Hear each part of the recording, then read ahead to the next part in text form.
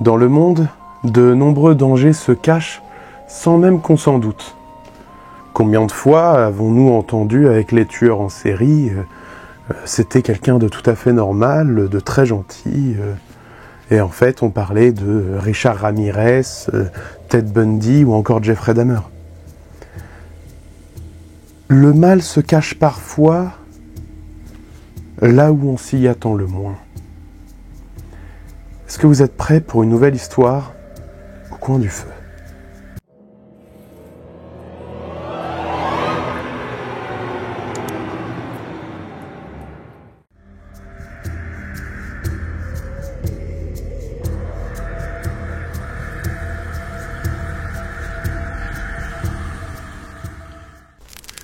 Je l'avais enfin rattrapé, ce salaud.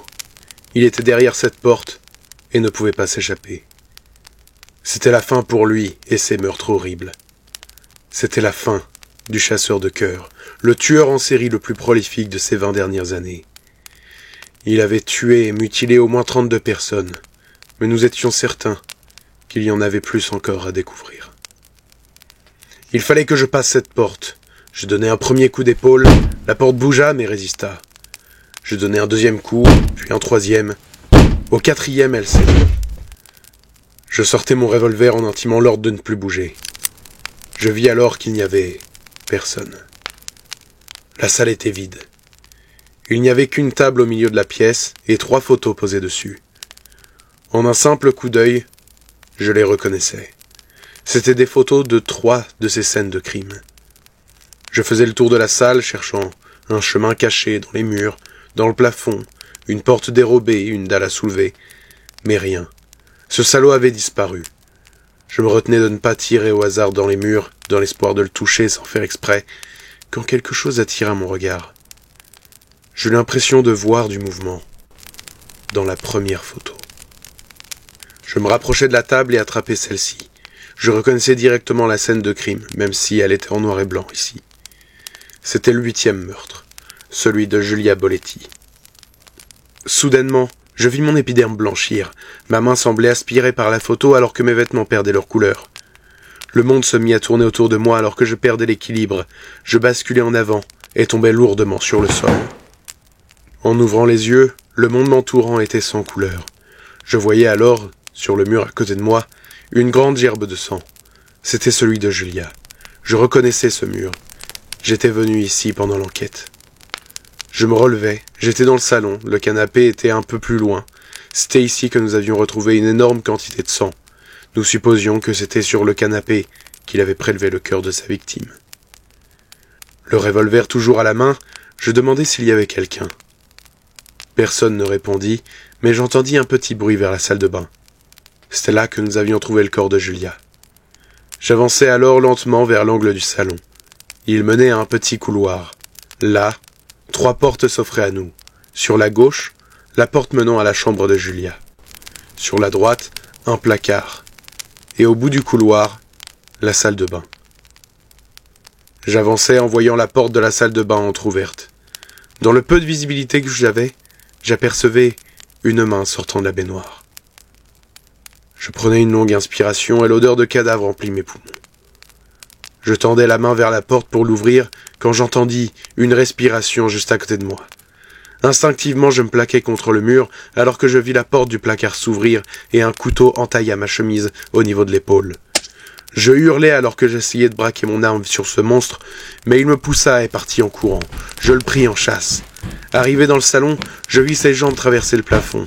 Je bondissais et attrapais son pied. Je tombais du haut de la table. Les couleurs étaient revenues autour de moi, tandis que j'entendais du mouvement derrière moi.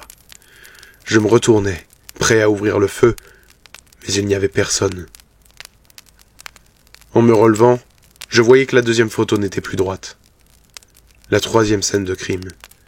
Je n'étais pas encore sur l'enquête, mais je savais que c'était Hiroki Miyazaki, un étudiant japonais qui était venu apprendre la langue et poursuivre son cursus. On n'a jamais su pourquoi il avait été une cible du tueur. Il détonnait vraiment des autres victimes. À nouveau, je sentais la perte d'équilibre, l'aspiration, et je chutais dans la photo. En me relevant, je découvrais l'appartement ravagé. C'était quelque chose qui était relevé dans l'enquête. Le tueur habituellement si précis pour ce meurtre, il y avait une véritable altercation et une bagarre dans l'appartement du jeune homme.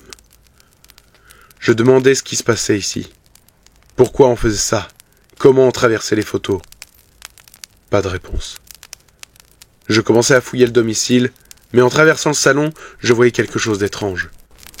Dans la lutte, ils avaient percuté une bibliothèque, et certains des livres étaient tombés. Un livre en particulier m'intéressa. Il était couvert de symboles étranges. J'observais alors autour de moi s'il y avait un risque, puis je prenais le livre. Je commençais à le lire rapidement. Il y avait des schémas, des symboles, et surtout, une histoire d'immortalité, de voyage entre les mondes et des rituels.